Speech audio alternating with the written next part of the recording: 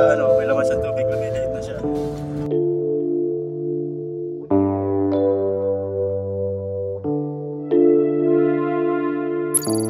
Mga kawild, narito tayo ngayon sa gilid ngayon ng dagat. Napakalaki ng hibas. Sumama naman tayo mga kawild doon sa Maglula, doon sa dalaga na ulila na nakatira sa kanyang lula. Ang trabaho niya mga kawild ay hindi pangkaraniwan, kakaiba. Nangunguha sila ng malalaking uhod dito sa gilid ng dagat. Ayan. Kaya samahan natin sila mga kawild, dahil ngayon lang ako nakakita ng gantong uri ng trabaho na hindi kakayanin ng basta kung sino lang. Kakaiba yung kanyang lakas ng loob. I know you told your friend you're not okay, and tell me what's wrong and why you never said you felt that way. And guess you're trying to stay strong and fake a smile until Kunat siya mga kawild, parang kunat siya mga kawild, no? Kunat pala, no? Sapot. Para siyang para siya sapot ng gagama pero napakakunat. Parang sanay na si Arden mga kawild. Yung iba, kahit ako parang medyo nangingilong kumawak, pero si Arden sanay na.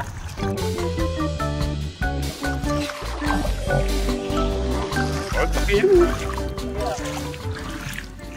Anong gano'n ng isa? Isa mga kawild. Ayan. Laki niya. Pero yan, pagka may laman sa tubig, lumiliit na siya. Hindi natanggalan? Hindi na. So merong ibang uri Yan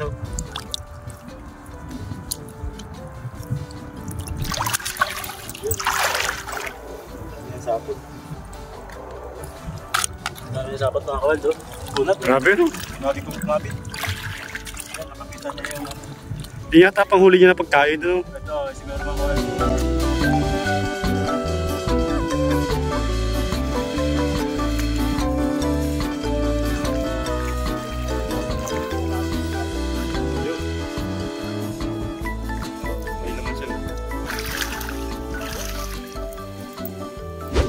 So lilinisan naman ito mga kawild para maalis yung bituka. Marami po itong proseso bago maging pera. Nilalaga pa po namin ito. Ayan, lalagain pa. Tapos inaago namin pa po. Aagunan pa. Ayun. Tapos liliit pa po ito masyado. Ate? Opo, ganito na po yung pinakita ko po. Ayun. Ganun na po siya, tuyo na. Liliit pa ito mga kawild. Nagliit na po. So madalas mo talaga kasama nanay si Arden? Opo. Bali yung nanay pala po ni Arden, yun ang anak niyo. Opo. Kaya lang po maaga pong naulila si Arden. Namatay.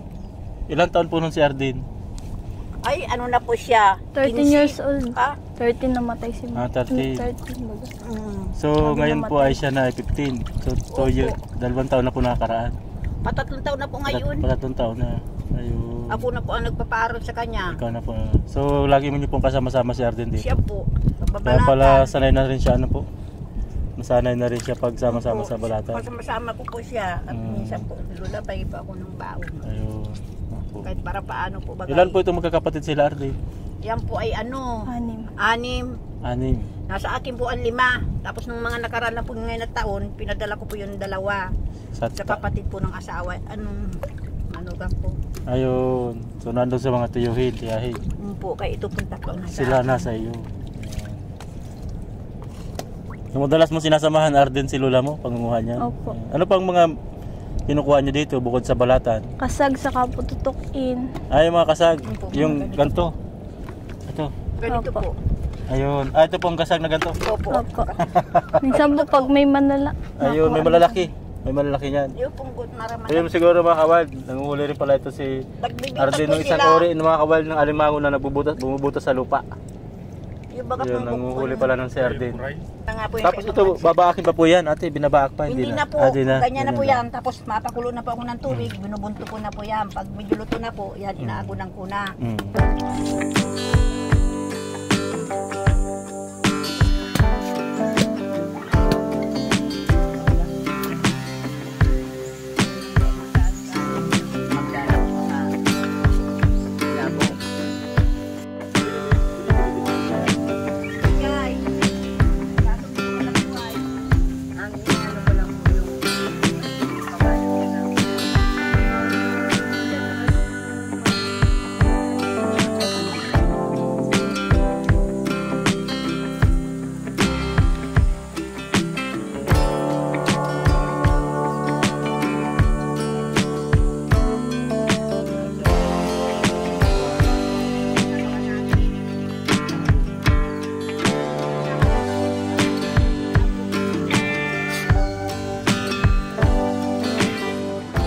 Matagal lang. Ito nanay, ilang araw niyo na pong inipon ni Arden, itong nandito? Paano na po yan? Nasa 3 araw. 3 araw niyo na po itong inipon. Ilan na po yan? May kalating kilo na. Opo. So, magkano nga pong binta niyo isang kilo niyan? 150. 150. Opo. So, ibig sabihin po, dahil 3 araw na, 50 po yung isang araw niyong kuha. So, yung 3 kilo po niyan, 450. Opo. Kumbaga, isang linggo niyo po yun hinanap. Opo. Katulad ng grabe po ang init. Grabe pang init noon dyan sa laot. Ano po, ay sa gilid sa Lagasangan. So, ganun mga kawild, hindi madali yung trabaho ni Nanay Hirap po Dominga. talaga. Kasama si Arden pagka walang pasok o kung masama si Arden. Sinasamahan niya po ako. Ayan. Kaya hindi rin talaga madali po yung ganyang hanap buhay. Ano po? Opo. Kailangan makaipon. Tsaga- Yan lang po tsaga- talaga ang bali, trabaho niya nanay. Opo. Ganyan lang. Opo. So yung 500 po, doon niyo po pagkakasyahin yung Yun po, bigas, kape, bigas. asukal, Tapos mga pakali- baon po nito mga apo niyo. Opo, baon niya. Mula pala nanay nung mamatay yung anak niyo na nanay ni Arden, kayo na po nag-alaga. Opo, nasa akin na po siya. Yan. So si Arden po ba yung panganay doon sa Opo, yan po ang pinakapanganay. Bali yung bunso niya pong kapatid, ilang taon po nung 3 taon po. 3 taon pa lang nung mawala yung nanay nila. Opo, 3 taon na po siya ngayon na May 27. Kasabay po nung namatay, Bali- 5 po nung bunso. Ang kwento mo mga kawild ni Ate Dominga, yung nanay ni Arden ay nabangungot pa. Bangungot po siya. Tapos sige lang po ang ungol. Tapos yun, dinala Tapos nung tumigil na po siya, patay wala na. na po siya, di na po siya humingi. Patay na po siya. 13 years old po nung si Arden. Naging okay lang ba Arden, matanong ko sa'yo, naging mahirap ba yung kalagayan mula nung mawala si mama mo? Opo. Mahirap. Lahat po ng hirap na danasan ko wala si mama. Kasi po nagalis na rin si papa. Umalis na rin papa mo. Wala si mama. Naiwanan kayo kay lula mo. Hindi po. Naiwanan po kami dyan sa, dyan sa bahay namin. Naiwanan kayo dyan, kayo lang magkakasama magkakapatid. Kapatid po. Tapos po, napunta minsan po kami dito kay Lula. Ayun. So, ikaw nang parang tumayong magulang ngayon sa mga kapatid mo. Tapos pag napadala si papa, kinuha ko naman po. Pinapambili ko ng bigas. Ayun. So, yun pala yung naging buhay mo. Ulam. So, mga ano ka pa lang noon, 14, 13, 14 po. 14. So, ganun pa yung mga naging buhay ni Arden mga kawaldi, naging madalian. Kasi nagtrabaho yung tatay niya, naiwan sila. So, yun yung nagiba na bahay dyan sa likod. Opo, siya na po yan. Katabi ko po. Yung bahay nga pala nila kawal dyan sa likod, nagiba na, kaya dito na sila nakitira sa Opo, dito lula po niya. man. Kaya, Nasa akin na po lahat ng mga... ano ba yung pakiramdam mo, Arden, na naging pagkakaiba ng buhay mo? Mas gusto ko ikaw ba tatanungin, ibang iba doon sa may nanay. Masarap ang Hindi, mas masarap kasi po may nanay kaysa wala. Ayun. Totoo yun. Lahat tayo sang-ayon doon. Ano? Kasi, Yung iba may pag pambulan napasok sa ito, nakaready na agad yung magamit nyo. So, anong nangyari? Ikaw ngayon ang magre-ready ng damit ng mga kapatid mo. Pati yung sarili mo. Ayun. Minsan pag wala silang baan, pinapapasok na lang. O basta nagkain na sila. Kahit walang So, siguro Arden, ikaw din, marami pangarap sa sarili mo, sa mga kapatid mo, ano. Kaya parang pinakang mapapayo ko lang.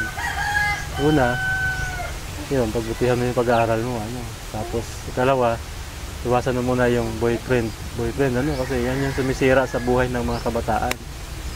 Kapag ka mayroon na yan, isang saglit na lang, baka mag-asawa na, magkaanak na, sira na yung pag-aaral. Ang mangyayari ngayon, imbis na matulungan mo yung sarili mo, nasira mo yung pag-aaral mo, baka nangyari, magpapalaki ka na ng mga anak mo. So, mas mahirapan yung buhay mo. Ano. Pero kung mag-aaral ka na mabuti, Arden, ako ng magandang trabaho. nakakuha mo ng trabaho, matutulungan mo yung mga kapatid mo, matutulungan mo sila lang. Matutulungan mo pangunahin yung sarili mo. Yun po nga ang pangarap. Kaya yun lang yung parang pinaka talaga makakatulong sa Arden. Ikaw din.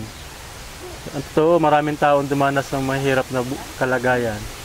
Pero kapag ka-desidido naman, at least nakakaon sa hirap. Talaga po, kahit para paano. Basta desidido ka.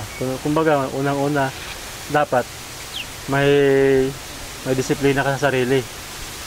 Yan. Kailangan kaya mong disiplinahin, kaya mong kontrolin yung sarili mo.